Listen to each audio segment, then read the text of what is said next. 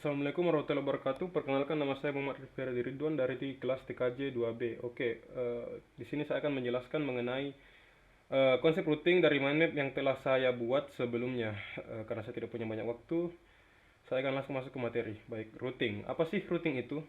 Routing adalah prosedur atau metode yang dilakukan untuk mengirimkan data dari suatu jaringan ke jaringan lainnya. Untuk melakukan routing, diperlukan sebuah alat yang bernama router. Tanpa alat router ini, maka proses routing tidak akan dapat berjalan. Routing sendiri sebenarnya terbagi menjadi dua jenis, ada static routing dan ada dynamic routing. Namun, seperti yang anda lihat pada mind map, terdapat routing default. Routing default sebenarnya termasuk ke dalam routing static, namun routing default ini bisa dikatakan routing static yang memiliki sifat yang spesial. Routing default ini akan saya jelaskan setelah saya menjelaskan mengenai static routing. Baik, pertama, routing secara statik. Routing statik itu merupakan metode peruteian yang konfigurasi routernya dilakukan secara manual, sehingga administrator dari router-router yang terhubung melalui metode routing statik ini harus mengkonfigurasi rute atau jalur setiap router, sehingga metode routing statik ini cocok untuk jaringan yang berskala kecil. Bayangkan saja apabila satu kota, jangankan satu kota ya, antar beberapa kantor atau gedung pun apabila menggunakan routing statik ini, administrator akan kewalahan mengkonfigurasi dan mengawasi rute dari router. Apalagi bila terjadi misalnya perubahan dalam sebuah router, maka admin harus mengupdate masing-masing tabel dari setiap router.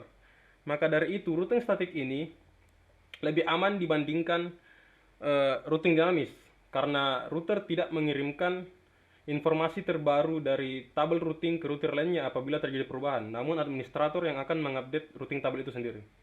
Baik, selanjutnya itu routing default. Seperti yang sudah saya bilang sebelumnya, routing default ini seperti routing statik yang harus kita konfigurasikan sendiri. Namun perbedaannya dengan routing statik adalah routing default digunakan untuk mengirimkan informasi menuju ke alamat yang tidak diketahui yang berada pada single next hop address-nya, sehingga sangat cocok digunakan untuk router yang hanya tersambung atau terhubung ke satu router saja, dan apabila terdapat banyak destinasi yang ada pada router berikutnya.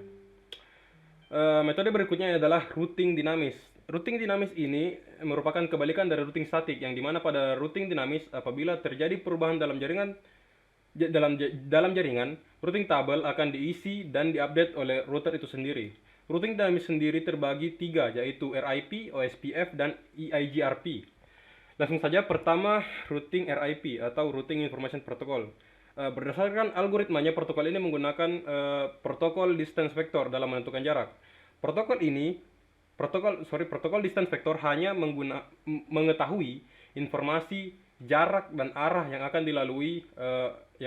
dilalui oleh router, sehingga protokol ini akan mencari jalur terpendek berdasarkan jumlah hopnya, dan jumlah maksimal hopnya adalah 15 hop. Di atas itu, host akan unreachable atau tidak dapat digapai. Selain itu, router akan memprioritaskan jalur dengan nilai AD terendah. Apabila nilai AD sama dengan router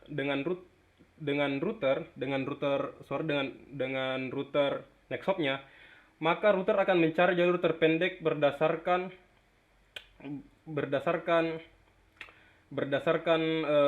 hopnya. Selain itu, setiap router akan diupdate setiap 30 detik dengan cara saling mengirim paket hello dan paket acknowledge. Oke, kedua ada routing dinamis OSPF atau Open Shortest Path First. Berdasarkan algoritmanya, routing ini menggunakan protokol link state. Protokol link state akan menentukan jalur berdasarkan cost terendah. Lalu, apa bedanya dengan distance vector? Coba kita analogikan seperti Google Maps. Apabila dalam protokol distance vector hanya mengetahui arah dan jarak yang akan ditempuh, sehingga pada distance vector akan menentukan jalur terpendek. Maka pada protokol link state ini mengetahui tingkat kemacetannya juga pada suatu jalur, sehingga rute yang diambil dapat lebih efisien dan cepat, walaupun rute yang diambil bukan rute yang terpendek, namun rute yang diambil adalah rute yang tercepat. OSPF juga melakukan update secara trigger, yang artinya apabila terjadi perubahan pada jaringan, maka router akan langsung mengirimkan informasi update beserta status linknya dengan router-router lainnya ke seluruh router yang ada dalam jaringan. Kemudian selanjutnya terdapat area khusus yang disebut sebagai area 0 atau area backbone. Area ini merupakan area yang jalur utamanya akan dilewati oleh router-router jika ingin mengirim informasi. Dan nilai AD dari protokol ini adalah 110. Terakhir ada protokol IGRP atau Enhanced Interior Gateway Routing Protocol. Berdasarkan algoritmanya, jenis routing ini menggunakan protokol hybrid. Protokol hybrid ini sendiri mengambil keuntungan yang ada pada protokol distance vector dan link state. Dalam menentukan rute, protokol ini mempertimbangkan banyak hal, mulai dari bandwidth, reliability, hingga perhitungan hop yang terpendek. Dan jenis routing IGRP ini hanya dapat ditemukan pada router Cisco karena protokol hybrid ini dirancang oleh Cisco itu sendiri. Dan nilai AD dari routing dinamis ini adalah 90. Mungkin hanya itu yang dapat saya jelaskan. Terima kasih atas kesempatannya. Wassalamualaikum warahmatullahi wabarakatuh.